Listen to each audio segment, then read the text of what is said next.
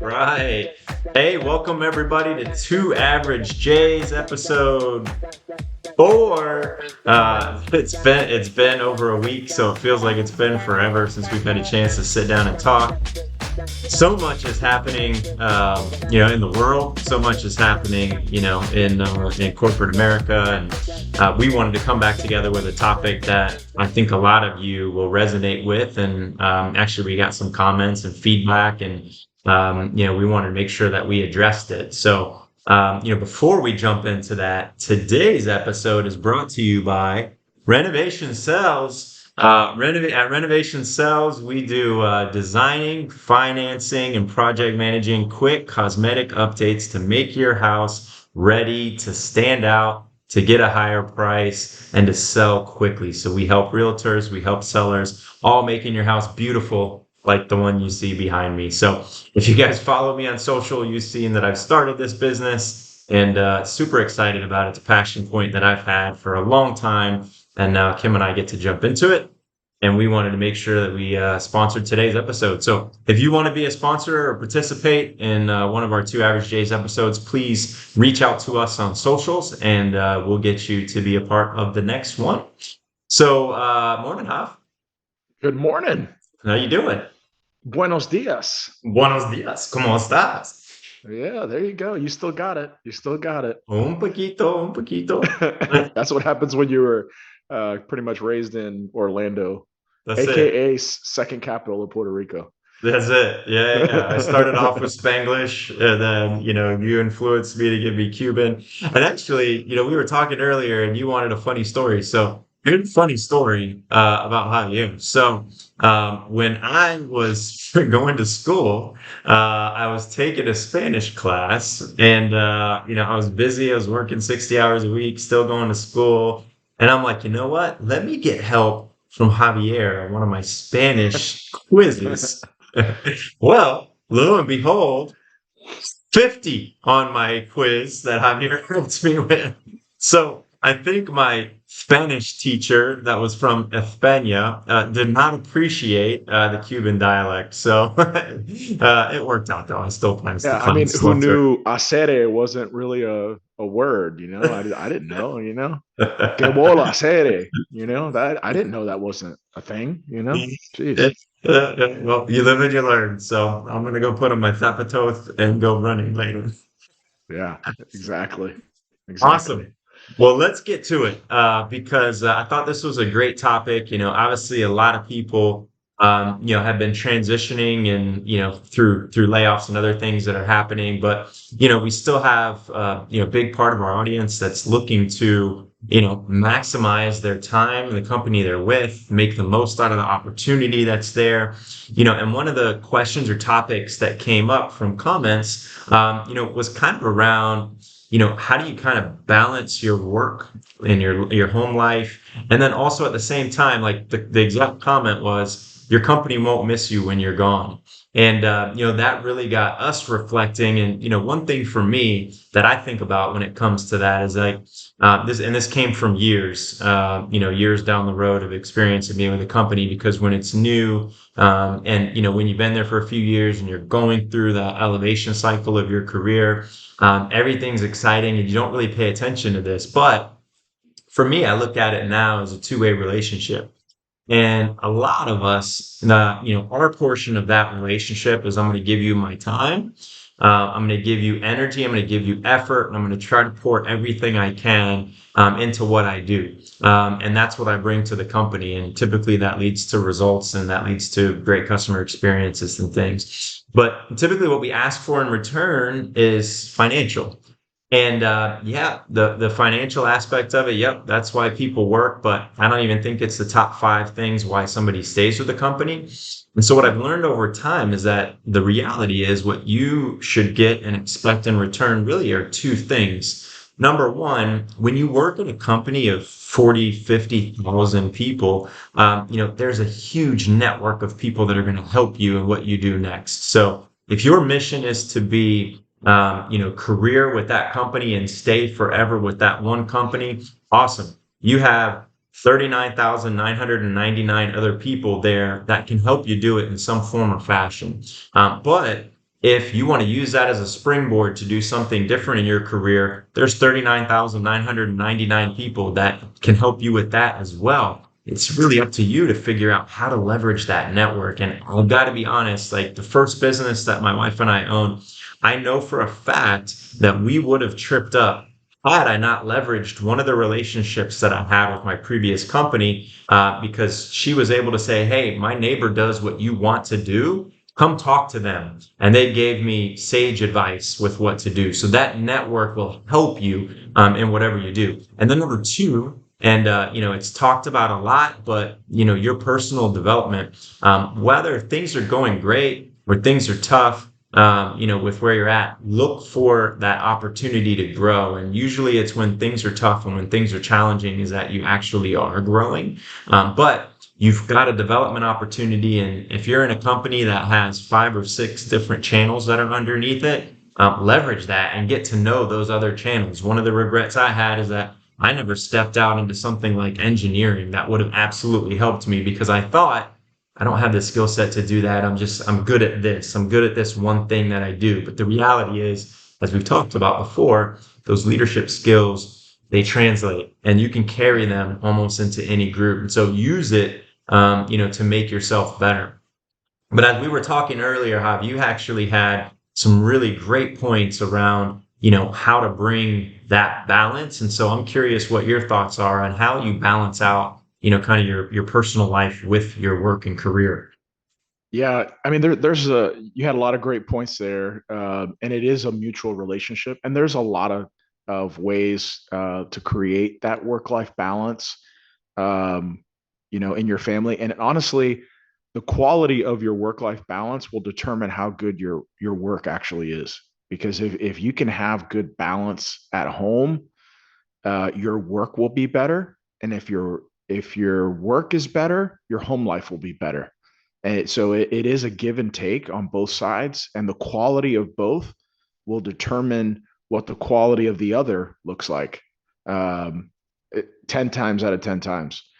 So just a couple things that I kind of wrote down that to me are crucial in creating that balance, and giving your all at home and giving your all at work. Number one is you got to stay on top of your schedule.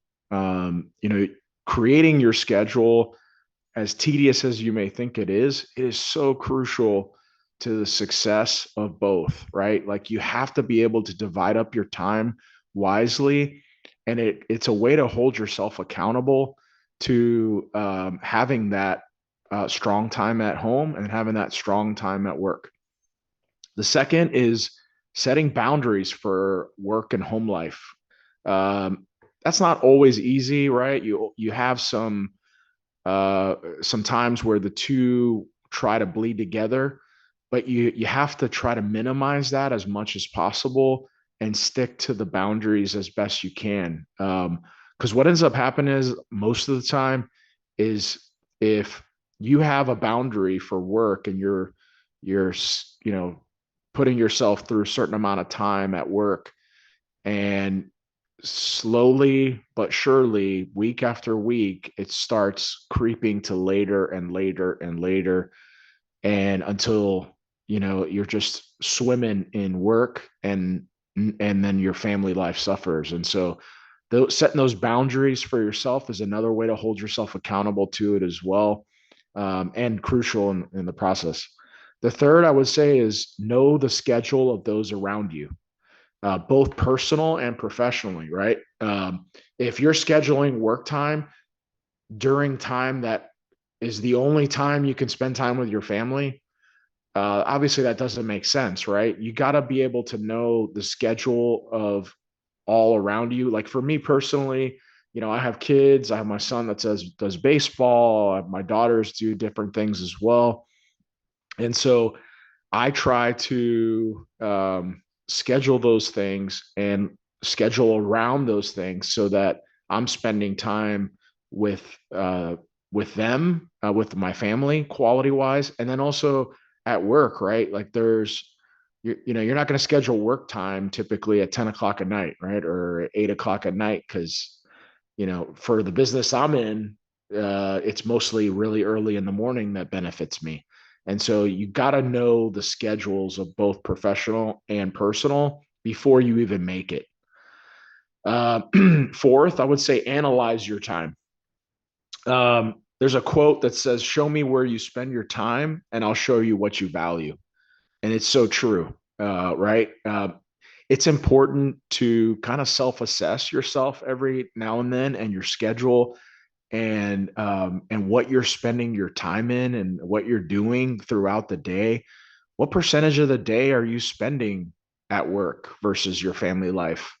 It's important to evaluate yourself. It's important to even have, if you have a hard time doing that, have an accountability partner for yourself, somebody you trust um, that can speak that to you and tell you, hey man, you're out of balance here. And you need people like that in your life to be able to tell you that. The fifth thing is, it's more than just about time, right? I just mentioned about making a schedule, knowing the schedule of your personal and professional life, but you also have to, it's about the quality of the time, right? It's not just about the time itself. Because there's been times in my life where, yes, I'm at home, and yes, I scheduled that time to be with my family, but I'm on my phone checking my email, or I'm doing things that are work related, or my mind is thinking about work. It's some of the things I did to fix that is, when I would get that email or when I would get that phone call, I would always think, okay, is this something that can wait till tomorrow? Is it something that I have to really do right now? And nine times out of 10, it's probably not. You probably can do it the next day or the time that you scheduled to do work, and it's not critical in nature. And so it's about the quality of time that you spend. There'll be times and seasons in your life where your work time will be longer than your home time, and that's okay. There's seasons of that, but that home time has to be good quality home time, right? Like, spend time listening to your wife, to your kids, to your family, and really focus in on that time. And then when you're at work, if if if you're when you're at work, it's really focusing in and listening to those that are entrusted to you to lead, and really spending time developing them. I'm a big believer in, you give 100% at work, you give 100% at home. You have to have both to give that quality of life. And then the last thing I'd say is, limit time wasting activities and people. This one's so important because, there's a book that both of us prescribe to, and that's the Four Disciplines of Execution, which doesn't sound great, right, for a title, but it actually is a really good book. And Execution.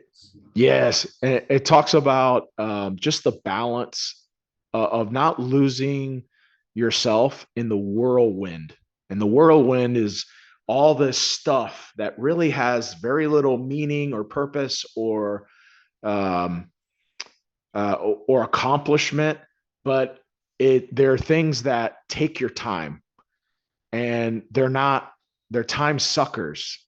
And some of that could be people, some of that could be activities or things that just kind of pop up. They're usually not scheduled. They're usually things that are like just show up, and you're like, oh, I got to adjust everything. I got to throw everything. I got to throw everything away and focus on this now. And then before you know it, your whole day's over. And so try to limit those as much as possible. Notice I said limit, not take away completely, because you can't really. Reality is you can't take them all away, all of it away. But you try to limit it, and but to do that, you schedule yourself some space within your calendar of white space, so that you have that time for anything that may pop up that you really have to do, that may be one of those time wasting activities, but you have to really do it. And so have some of that white space on your calendar as well for that. But I can't tell you enough about time sucking people and activities that just really, steal your time. So those would probably be the top things that I would say are so crucial in having that work life balance. I'm not saying I'm perfect at it, but I'm definitely still a work in progress. And there's many other things you can do, but in my opinion, those are probably the top things for me. Yeah, I love it. Tell us how you really feel about those time suckers. Yes, I mean, I can name a few people. yeah, well, we won't do that. Maybe on another episode, maybe on a future episode. But several things in there that resonate with me. And it's funny as you're kind of talking about, being present because, we asked the teams that I worked for, I always had times that it was just for my family, but it took me so long to realize that, I would always come home and just expect that, okay, cool. Yeah, my kids are going to want to hang out with me and they're going to come in and jump on me every day that I walk through the door. And then they turned like 9 and they don't want to do that anymore. Like they're like, so, I realized too late that it's not too late because I've changed it, but I wish I would have realized it a while ago that like just meet them where they are. So like my kids are engaging with their friends playing Fortnite online. I'm like, gosh, why are they playing games so much? And about a week ago, I said, you know what? I'm gonna jump in too. So I just jumped on and started playing Fortnite with them, and like this is a bonding experience for us. So they get excited about it every night. But you bring up such a good point because all throughout my career, I had to like mentally before I walked in the door say, okay, I'm transitioning roles. And I'm going to take a second and transition because my brain is occupied with work nonstop. And so even to the point where I would come home and I would be there, but I wouldn't be there. And, that was really, kind of a waste of time in my family's eyes because they could tell, like they know that you're not 100% there. And that wasn't fair to them. And, going back to your very first point about that quality of work life balance, if one of them's out of whack, the other one is absolutely impacted. If you've got something going on at home, it's absolutely going to come into work. And most leaders probably realize this, but if you've got someone on your team that has been a consistent performer that consistently does a great job and all of a sudden out of nowhere they're not there anymore, like pause and let's ask what's going on because typically there's something going on at home that's causing that to happen. They didn't just wake up this morning and say, you know what, I'm going to be crappy starting today, let me just start doing that now. Nobody does it, but we all have things going on in our lives that are absolutely going to impact and weigh in on what we're doing at work. Yeah, that's funny because as you were talking about jumping in and playing Fortnite with your kids, I think about the schedules that we make, and sometimes we have this picture in our head of what right looks like. So when I come home, I expect everyone to gravitate towards me and fit my picture in my head instead of me meeting them where they are. And I think that's what's important too, is both for your team at work and for your family at home. Um, you know, just because you schedule that time doesn't mean that they need to change to your desires or what you want and imagine in your head of that time to look like. See where they are and meet them where they are. Yeah. As leaders, it's so important to do that in general, to meet your people where they are. But you got to be really self-aware, self-aware, and then also, follow through with that. I agree 100%. I think I think we're almost conditioned when the kids are younger. It's like, yeah, whatever they're doing, they drop it and they come to you. And then Yeah. as they start to get a little bit older, they're like, ah, yeah, I'm kind of doing my own thing. What's up? And I'll go on and do something else. But Yeah. you kind of mentioned something else in there that triggered me too. And I last year I got a chance to listen to Jesse Itzler speak. So, he's an entrepreneur. He owned a huge private jet company that he sold, for multi-million dollars, like self-made. He's a partial owner in the Atlanta Hawks, and now he does motivational speaking. And yeah, I went to this event, and John Maxwell was the keynote speaker, and I was like, oh heck yeah, I'm gonna be able to listen to John Maxwell. I'm tuning in that morning, regardless of how late I stay out the previous night. I'm gonna listen to John Maxwell the next morning, but. Jesse absolutely stole the show because what he talked about was so impactful for me. And he talks about, kind of building your life resume as opposed to building your professional resume. And what he means by that is like we all have this relationship with time, and time is running out. The average person lives to be 78. So I'm 46. So I know that I have, 32 years left. And that's 32 summers. I only have 32 summers left if I live to be, an average person. And as I get older, there's things that I won't be able to do. My kids won't be around forever. My parents aren't going to be around forever. And so every minute that we spend is precious. And so it basically says, do the things and spend the time with the people that matter the most to you.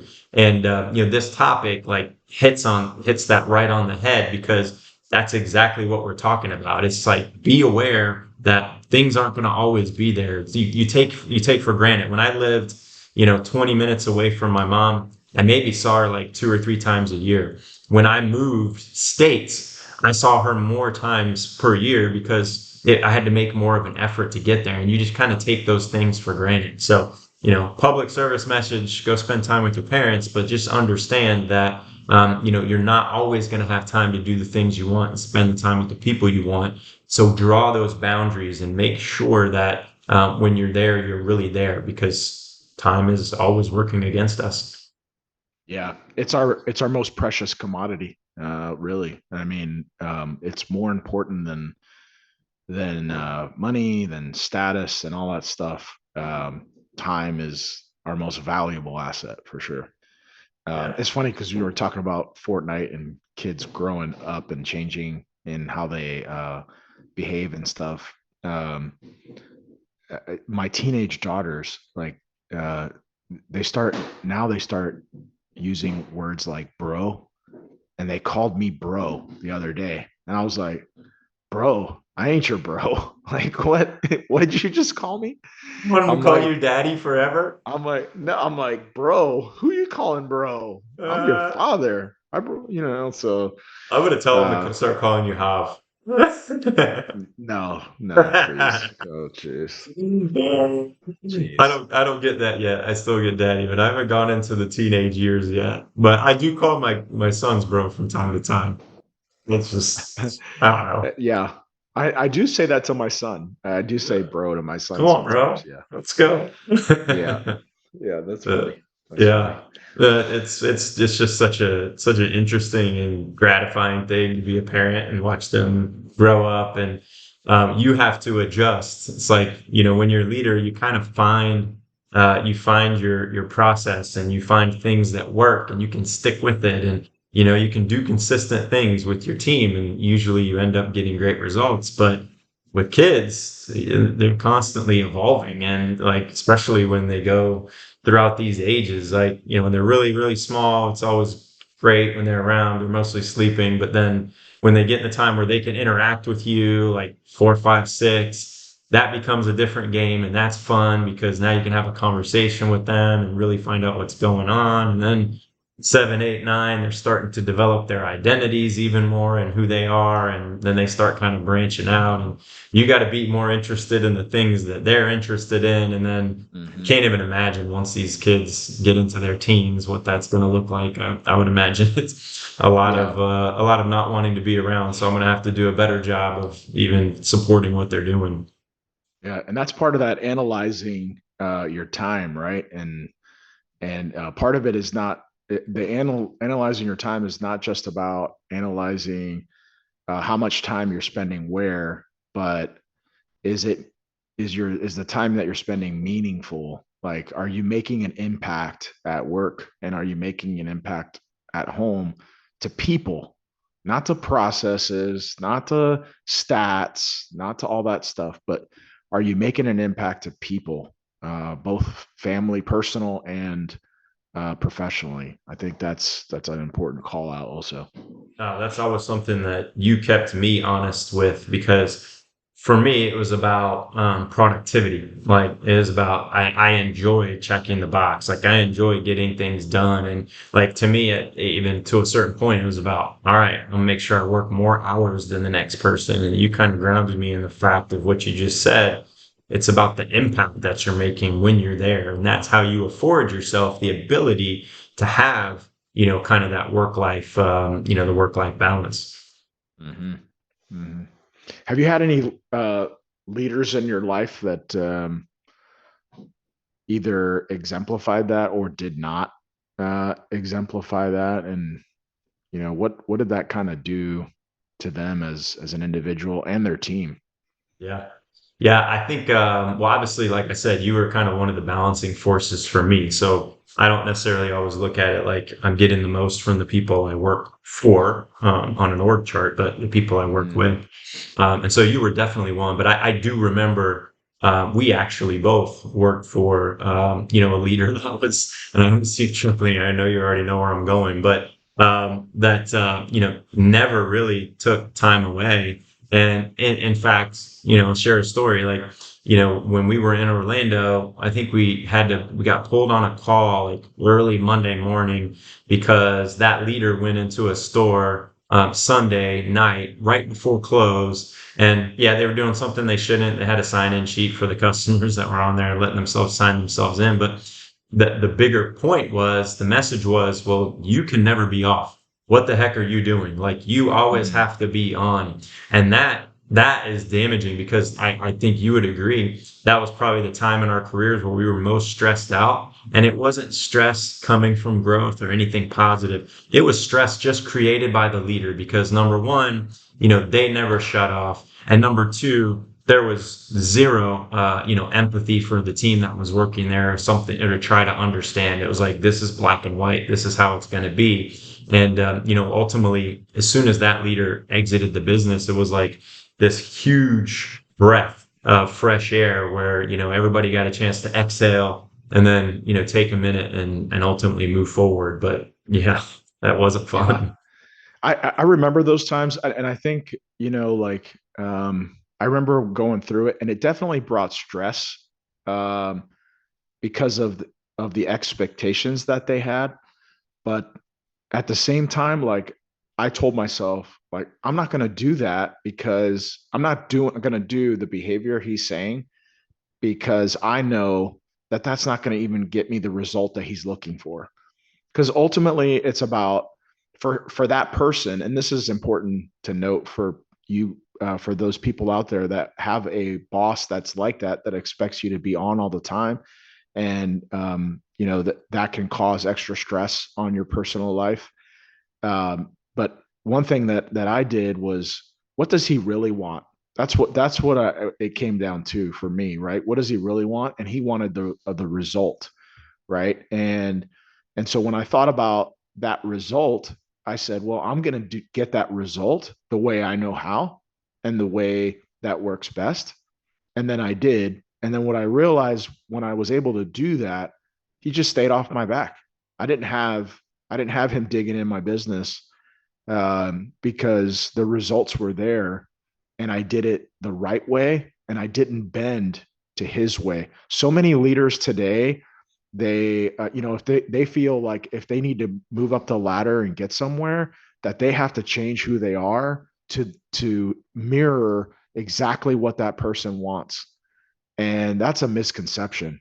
You Yeah. you need to be a servant leader and do it the way you know is right, and don't bend to anybody's anxiety, and don't let that anxiety become part of you. I think that's so important. Such a great point. Is that, you got to look at it, pause and figure out what they're trying to accomplish because yeah, otherwise you morph into that person and that's natural. Like it happened to me. You try to just, all right, I'm going to mimic what they're doing because I'm afraid Mm-hmm. otherwise, or this must be the way because their title says VP. And so I'm going to automatically become that person. Well, as Zoom is warning us that our time is up, that means we're almost at the 30 minutes. And I guess one other thing that I wanted to talk about is obviously we talk a lot about still being in the corporate environment and how do you balance your work-life balance. But like I mentioned at the beginning, we have a lot of folks that are now looking for that next Mhm. step for themselves. And you mentioned something that, it hit home with me as well in, my transition and even going through this, new business process. And you talked about scheduling yourself, and that seems so simple, but even if you're home now and you're not doing anything and you're looking for your next role, it's very important that you stay busy and schedule yourself. And I'll tell you, like, I'll be the first to tell you, like, I've had a couple of days this week where my schedule has been light. And when my schedule is light, my brain starts to wander. And when my brain starts to wander, it takes over. And ultimately, what happens is I start having doubt as a result of that. I'm like, oh, I'm not doing everything that I should. Like, I'm still in that mode where I need to Mm. be doing things all the time. And that's because I didn't sit down and schedule time with my kids or look at, hey, let me look at my week and what's going to be most productive for me. Because, yeah, I had some awesome meetings this week. Like, I have some broker presentations coming up here shortly that I was able to nail down this week. And so that quality that you talked about is important, but I think it's very important, even if you're sitting on your couch right now, or jogging or whatever, like sit down still if you're not working and set that schedule out for the week, and make sure that you look at it from the most productive things or the things that are the highest priority and work your way down because it absolutely will help you. And that energy that you get from little wins will propel you and keep you moving forward if you get Mhm. stuck. Yeah. Oh, that's so good. That's good, and my heart goes out to all those out there that are listening that have been impacted as of late. Listen, we've been there multiple times, so we know exactly what your thoughts and feelings are going through. Um, and I encourage you to look at our previous episode, episode 3, if you haven't already, and with just some tips on how to kind of bounce back from that. Justin, you want to tell them a little bit about maybe some of the guests that are coming up in the next couple Oh, episodes? now you want me to tease and put people out. So Yeah. I know everyone loves Finance Fridays if you haven't already picked those up on LinkedIn. So that's going to be the teaser for one of our guests coming in. And then, probably one of my favorite people to be around, a former company, who a lot of you would say the same thing. And it rhymes with fad brash, but we're definitely going to have somebody that is going to be a ton of fun and that I have a lot of respect for. And then I know we also, were able to get, one of the pioneers when I worked at my previous company for, smaller markets on as well. And it's just a wealth of knowledge. So I'm super excited about the guests that we have coming up. And, just to add on to your statement there, and this is going to sound somewhat cold, but I don't have a ton of empathy for the folks that are impacted, and that's going to sound bad. And let me explain. The reason why I don't is because I know this is going to help you. Like, I know you're going Mhm. to be better because of this. And the reason Mhm. why I know that is like both of us. Like, you are Mhm. sitting over there in a better seat than you were before. Mhm. You're in a, obviously not in the role that you want to be. You're going to grow into it. I have no doubts about that, but your Mhm. mindset is different. Like the way that you're attacking things and the way that you're working on your own, side hustles and business strategies is huge. And I've just been propelled into this space of entrepreneurism, and like I love it. It keeps me up, like I talked about before, but I love it at the same time. And man, I've grown so much because of it. Each and every one of you are going to find that it's going to happen. But just stay active and continue to network with people, and it's going to find you. Your patience is going to run out, and you're going to want to give up. But it's the next call or it's the next person that you touch base with that it's going to unlock that for you. So not to be Yeah, insensitive, but I know it's going to help. 100% agree. And I'm excited about those future guests that are coming up on our show. You also forgot to mention somebody from Human Resources too that had reached out to us. Oh yeah. That is going to be a huge We're benefit we're for us. we're going out there though. That's going to be live. That's going Oh, to be live we from got to do that. Colorado. Totally, we got to be out there with the elk and the bears and stuff. That's awesome. I'll stay behind the window though. You can go outside I'm if gonna you go want. wrestle that bear. I'm gonna go. Let's go. Yeah, Vikings always wrestle bears. yeah. Well, appreciate everybody for joining today. Thanks for listening. If you haven't already, like, subscribe, share with a friend. And like Justin mentioned at the beginning, if you have a business that you want to advertise and have it be a part of our show, reach out to us on social, and we'd be glad to help you out and be a part of that. So appreciate everybody joining us, and we'll talk soon on the next episode of Two Average Jays. Woo-hoo.